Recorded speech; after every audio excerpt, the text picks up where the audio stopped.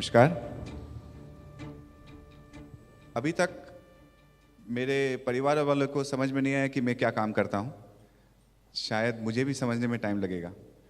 ये इस तरह के काम हैं जिसको पहले हम लोग भिखमंगे कहते थे, जिसको बहुत जगह पे ऐसे लोग समझे जाते हैं जो किसी काम के नहीं हैं, चाहे कुछ भी नहीं कर सकते, वो शहर पे बोझ हैं, गांव से किसी तरह आ जाते हैं। शहर में इसीलिए रहते हैं क्योंकि उनको भीख मांगने की अनुमति दी गई है। शहर में इसीलिए रहते हैं क्योंकि उनको कुछ फ़ायदा है, उनको मज़ा आता है। ऐसे लोगों के साथ मैं काम करता हूँ। एक बिहार के छोटे से गांव से आया हुआ हूँ। Allow me to speak in Hindi. I love the tone and texture. वो गांव जहाँ पे अगर आप ग्रेजुएशन के बाद आईएएस नहीं बनते, इंजीनियर नहीं बनते, तो आपकी कोई महत्व नहीं होती। खास करके हम लोग बिहार में एक बहुत बड़ी चीज़ है कि पावर बहुत पसंद करते हैं। ताकत चाहिए, सत्ता चाहिए। सत्ता आने के बाद थोड़ा मज़ा आता है। तो अपने आने वाले जनरेशन को भी कहते हैं कि आप इस तरह के काम करें जहाँ पे पावर होना चाहिए। बहुत अच्छी बात है, होनी चाहिए। लेकिन मुझे लगा कि मुझे पावर इस चीज़ से मिलता है कि मैं अमिताभ बच्चन बन जाऊँ। ग्रेजुएशन करने के बाद मैं इतना इंस्पायर हो गया था अमिताभ बच्चन से या राजेश खन्ना से कि मुझे लगा कि मैं बहुत बड़े पर्दे पे आने की कोशिश करनी चाहिए। और इसी कोशिश में मैं अपने गांव से निकल पड़ा और अपने माँ पिताजी को बोला कि मुझे एक्टर बनना है।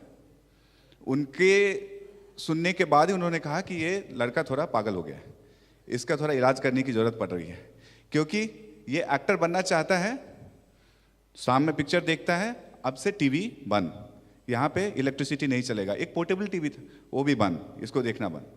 लेकिन मैं एडमेंट रहा, मुझे बनना ही था एक्टर, क्योंकि अमिताभ बच्चन इतने अच्छे लगते थे मुझे।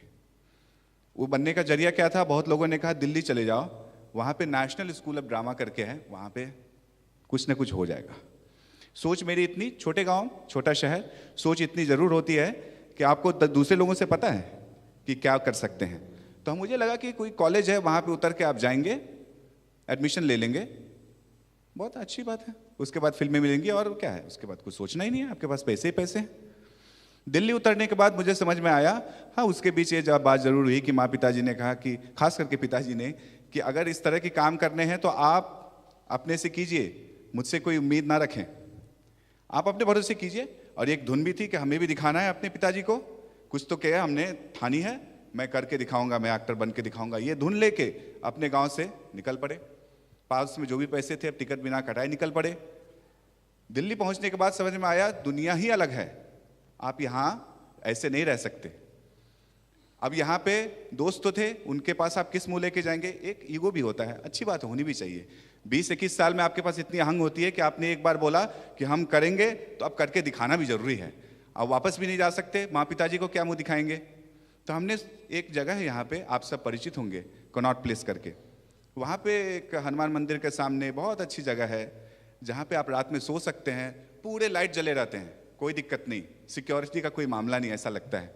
वहाँ पे आप रात में सो सकते हैं, खाने की भी चिंता नहीं करने की ज़रूरत है। बगल में बंगला साहब गुरुद्वारा है, आप खा लेंगे। फिर वहाँ पे डेजर्ट भी मिलेगा आपको, बंगला साहब हनुमान मंदिर में आके डेजर्ट भी कर सकते हैं, कोई परेशानी नहीं। वहीं पे रहते हुए मुझे ऐसे सेक्शन से मुलाकात हुई जो वहाँ पे कितने साल से, 20 साल से 25 साल से रहते आ रहे हैं। ऐसे सेक्शन जो आपको शहरों में कूड़े कचरे हटाते हैं, साफ करते हैं, उसको रिसाइकिल करते हैं, उस पर जिंदा रहते हैं। और एक नया टर्म आया कुछ, कार्बन फुटप्रिंट करके, आपका कार्बन कैलकुलेटर करके कुछ हमें आजकल दिखा है। इनका मैंने कैलकुलेट करने की कोशिश की, इनका अपना कार्बन फुटप्रिंट ऑलमोस्ट जीरो तक आ जाता है, क्योंकि ना ये पैकेज फूड खाते हैं, ना ये इलेक्ट्रिसिटी इस्तेमाल करते हैं, लेकिन शहर के कचरे को रिसाइकिल करके उसको बेच के उस पर जिंदा रहते हैं। एक ऐसा सेक्शन हमने इन्हें कहा ग्रीन सोल्जर, हरित समाज के, हरित आर्मी, क्योंकि ये शहर को साफ करने में।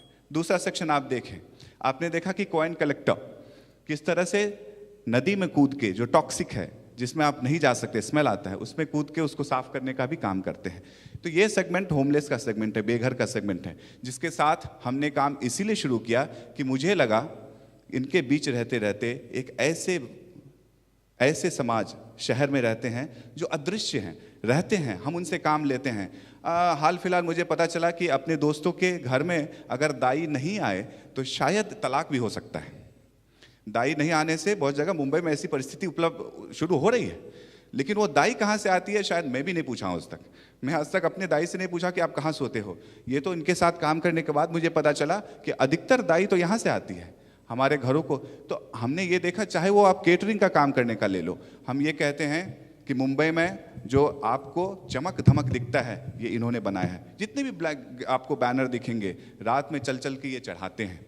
तो हमें लगता है कि कहीं ना कहीं शहर को बनाने में इनका बड़ा योगदान है। एक दूसरा, ये शहर के जितने भी काम हैं जो ज़मीनी स्तर के काम हैं जिनको आम शहरी करना नहीं चाहेंगे, ये सारे लोग करते हैं। तो एक तरह से हमें ज़रूरत है इनकी शहर में, दूसरी तरह से हम इनको चाहते हैं लेकिन हम रिकग्नाइज कहीं ना कहीं नहीं कर पाते और कहीं ना कहीं ये हमारे से छूट जाते हैं। तो हमें लगा कि कहीं ये, अगर मैं कनॉट प्लेस में रहते रहते, एक और कहानी है जहाँ पे हमने अपनी पढ़ाई खुद शुरू की और यहाँ से मुंबई टाटा सामाजिक में गए, वहाँ भी इस तरह की परिस्थिति देखी। तो मुझे भीतर में लगता है कि अगर, ठीक है मैं पढ़ा लिखा था, एक प्लस पॉइंट था मेरे पास, बाकी साथी जो रोड पे हमारे सोते थे वो पढ़े लिखे नहीं थे।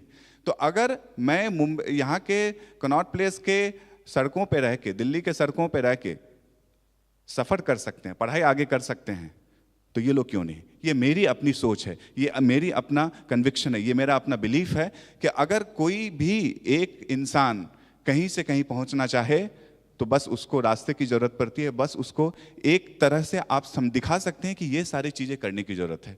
लिटरेसी रेट या एजुकेशन, इस तरह की चीज़ों को लेना। दूसरा, आप देख रहे हैं कि शेल्टर के बिना ये रहते हैं। हमारे साथ अभी अपने एक साथी जुड़े हैं, बाबा अढ़व, आप लोगों ने नाम सुना होगा। बाबा अढ़व ने कहा कि ऐसे लोग जिनके नीचे की ज़मीन भी अपनी नहीं है, छत आसमान हो, ऐसे बेघर लोग हैं और इनकी संख्या बढ़ते जा रही है। शहरों में इनकी संख्या, आज दिल्ली की बात कर लें, हम कहीं भी चलते हुए देखें, ऐसे बहुत सारे लोग हैं जो बेघर हैं। और बेघरों में दोनों तरह के हैं, जो आप इस तरह के भारत में या साउथ ईस्ट एशिया में बेघर देखते हैं, जो वेस्ट में बेघर देखते हैं। वेस्ट के बेघर मान सकते हैं कि कुछ हद तक सरकार पे एक बोझ है, लेकिन यहाँ के जो बेघर हैं वो आपको कहीं ना कहीं, हमको कहीं ना कहीं ऐसी सुविधाएं देती है जो हमें चाहिए। चाहे वो टोकरी बनाने का काम हो, क्लाइमेट फ्रेंडली प्रोडक्ट हो जो रोड पे मिल सकते हैं, आप गाड़ी चलाते हुए जाते हैं, बहुत लोग मुंबई में करते हैं, उतर के वहाँ से ले सकते हैं, मॉल नहीं जाना है आपको। तो इस तरह के सारे प्रोडक्ट जो उपलब्ध करवाते हैं, ऐसे बेघरों की संख्या आज हमारे समाज में, आज हमारे शहरों में बढ़ रही है। सवाल उठता है, शहर किसका? सवाल ये भी उठता है कि शहर में रहने की अनुमति किसकी? सवाल ये भी उठता है कि शहर में रहने की अनुमति दे कौन रहा है?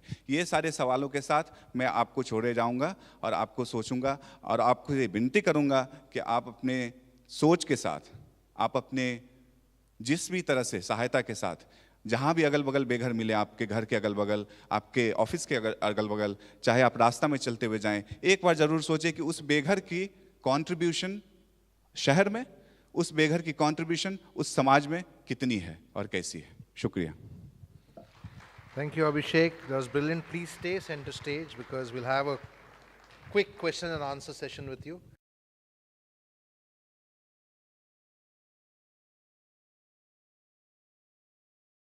Any questions for Abhishek? You heard that compelling presentation about how the invisible homeless are actually of huge utility to all of us, and we forget that.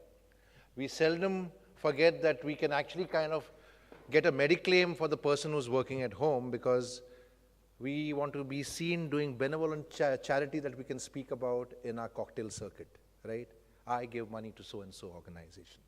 But we seldom realize that the person working in our house, what would her condition be when she is ill?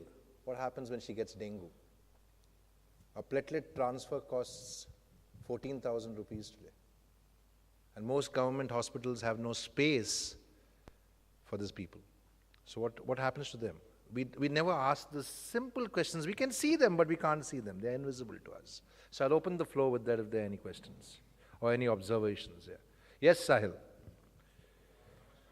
Please take the microphone and... नमस्कार अभिषेक जी, मेरा नाम साहिल है। आपकी presentation देख के काफ़ी अच्छा लगा। मैं आपसे पूछना चाहूँगा कि आपने बेघर लोगों के बारे में बताया, तो हम क्या उपाय सोच सकते हैं कि ऐसे लोगों की संख्या जो एक स्टेट से दूसरे स्टेट में आ रहे हैं उनको मिनिमम टू मिनिमम रख सकें, ताकि वो अपने ही शहरों में किसी ना किसी प्रकार का रोजगार पा सकें? Thank you. शुक्रिया। ये बहुत ही इम्पोर्टेंट मुद्दा आपने रेज़ किया और हर जगह रेज़ होते आ रहा है। एक जो माइग्रेशन पैटर्न है, इसमें दो हम लोग मेरा मेरा जहाँ तक सोच है उसमें दो तरह के स्टैंड हम लेना चाहेंगे। पहला ये कि माइग्रेशन अगर आप रोकना चाहें या फिर उनको उपाय देना चाहें तो सिर्फ एक ही तबके के लोगों को माइग्रेशन रोकने या उपाय देने की बात नहीं होनी चाहिए, क्योंकि आपके डॉक्टर, इंजीनियर, आईएएस ऑफिसर जो भी हो, उनका भी माइग्रेशन होता है, पैटर्न होता है। तो अगर वो उनको सहमति, अनुमति मिलती है तो इनको भी मिलनी चाहिए, नंबर वन। तो और हमारा संविधान भी इस बात के लिए राजी होता है कि कोई भी कहीं पे जाके इस पूरे मुल्क में कहीं पे जाके सेटल हो सकते हैं, रोजी रोटी कर सकते हैं। दूसरा, जो आपने साइंटिफिक जो वे से क्वेश्चन उठाया है, उसमें ये है कि ये सरकार के खामी, हम सब जानते हैं कि ये पॉलिसी की खामी है कि क्यों बजट का इतना बड़ा एलोकेशन मेट्रोपॉलिटन सिटीज़, क्यों हमारे भारत जैसे देश में, इतने विशाल देश में, क्यों सिर्फ 4 मेट्रोपॉलिटन सिटी आज भी हैं? तो कहीं ना कहीं सरकार के पॉलिसी की भी कमी होती है कि एक सेंट्रिक वे में जो डेवलपमेंट हो रहा है, जो शहर का बनाने की प्रक्रिया चल रही है, महाराष्ट्र जैसे बड़े राज्य में एक मुंबई क्यों है? और ये भी समझने की ज़रूरत है। जो भीतर के स्टेट हैं उसमें से विदर्भ के किसान जो बहुत सारे आत्महत्या करते हैं, आप उनके पास पर्याय नहीं छोड़ते, तो आप वो आते हैं। तो कहीं ना कहीं सरकार के पास पॉलिसी को दूसरे तरीके से देखने की ज़रूरत है। उसमें जो लोकल बेस्ड इकोनॉमी है उसको प्रमोट करने की ज़रूरत है, जो माइग्रेशन प्रमोट हो सकता है। लेकिन कहीं ना आपको वो भी समझने की ज़रूरत है कि अगर एक तबका ये कहता है कि हम शहर में जाके अच्छे अच्छे जॉब करेंगे और आपको नहीं आने देंगे, तो कहीं वो गलत होगा। तो मुझे लगता है कहीं ना कहीं गलत होगा। और दूसरा ये है कि अगर हम ब्लू कॉलर अच्छे लोग जाते हैं शहर में तो हमें भी सर्विसेज की ज़रूरत पड़ती है, तो हम उनको इनवाइट भी करते हैं कहीं ना कहीं। शुक्रिया। Thank you, Abhishek. Any other questions for Abhishek? Yes, Stanzin. Please give the microphone to Stanzin. This will be the final question and we'll proceed. Stanzin, please keep it brief.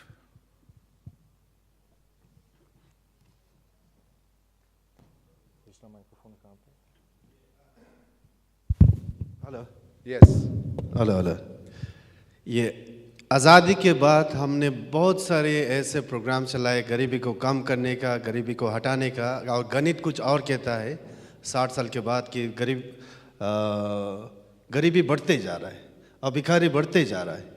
और हम इस तरह से कुछ पैसे देते हैं, हो सकता है हमें कुछ टेम्पररी कुछ सेटिस्फेक्शन मिलता होगा कि हमने गरीबी को कुछ चंदा दिया। और ख़ासकर गवर्नमेंट के जितने भी प्रोग्राम्स है अभी तक उतना इफ़ेक्टिव नहीं हुआ।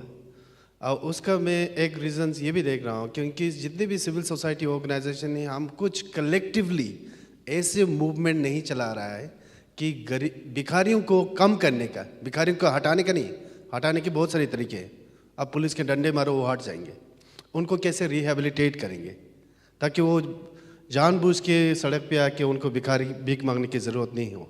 कि आज इस फोरम पे बहुत सारे लोग हैं जो अलग अलग इश्यूज़ के ऊपर काम करते हैं और कहीं ना कहीं भिखारी सबके इश्यूज़ के ऊपर इफ़ेक्ट करते हैं, चाहे वो हेल्थ के इश्यूज़ के ऊपर हो, एनवायरनमेंट के इश्यूज़ पर हो, एजुकेशन के इश्यूज़ के लिए हो।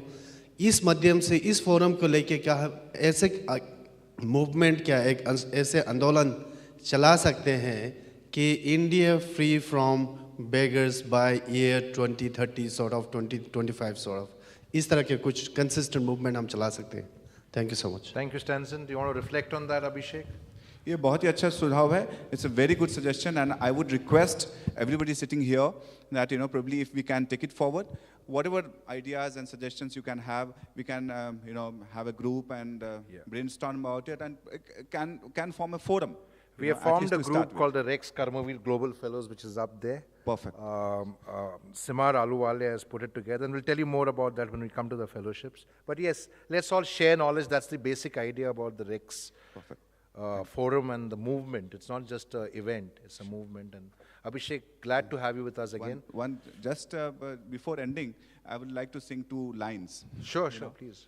कोठियों से मुल्क की मैं याद को मत आकिए, कोठियों से मुल्क की मैयाद को मत आकिए, असली हिंदुस्तान तो फुटपाथ पर आबाद है, असली हिंदुस्तान तो फुटपाथ पर आबाद है।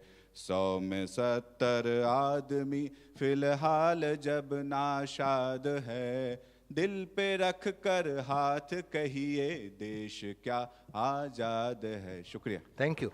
Abhishek, since you started that, one of my favorite songs, and we'll probably kind of just extend this a little. Why don't you do a Le Mashale Chal Rahe Hain Log Mere Gaon Ke? And you don't know the song? No? Okay, the lyrics. Okay, we'll do it some other time. Thank you so much. Yeah. Brilliant, Abhishek. Thank you. That's for you.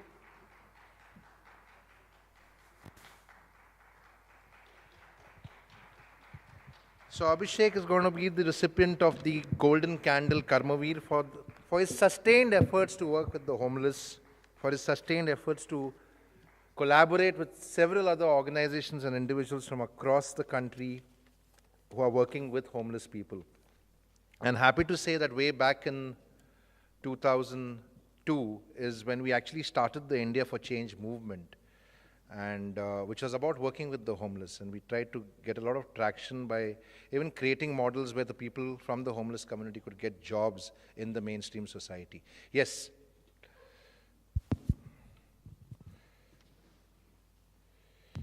Thanks for giving me the floor. My name is Shivani. I work with the Housing and Land Rights Network in Delhi, and I'm part of a collective called the Shahri Adhikar Manch. So there is a drive to collect blankets and warm clothes for the homeless in Delhi. So if anyone would be interested in contributing, you can get in touch with me. And I just wanted to make one very quick point based on what you said, because 98% of the homeless in Delhi are not beggars. So we do have a problem with the word bhikari. They are all struggling. They're all daily wage laborers. They work very, very hard. And the reason people are sleeping on the streets, one, we have to understand why they're coming to the cities, because most of them are being displaced from the villages. They're not leaving out of their own will. We have special economic zones, very large-scale industrial projects that are throwing people off their land, so they're forced to come to the cities. Very nice. And when they come to the cities and they toil with their sweat and their blood, they cannot even afford a jhuggi. They cannot even afford a room in a slum, which is why they are on the streets. So there's a very problematic housing policy which allows the rich to have multiple homes, but the government does not invest in low-cost housing. So I think before we start blaming people and saying don't bring them to the cities, we have to understand why they are there and why we need to have a new housing policy in the Thank you so much. May I have a name again? Shivani. Yeah. Yeah, so Shivani, I'm absolutely in agreement with you, because 10 years ago, and the situation has not changed much since then, because there are more homeless on the streets today. Most of them are working in small firms as courier boys or electricians or plumbers, and they have a lot of dignity, let me tell you that. The only reason they're in the big bad city, where most people in their BMW cars and their fancy cars and fancy apartments say that these people don't belong to our city, is because they are just like us. They've come into this big bad city in search of livelihood because they don't have any livelihood back in their villages, thanks to bad government policy and marginalization, where their land has been taken away or the natural resources have been grabbed. So we should understand those realities. Yeah. Thank you for that.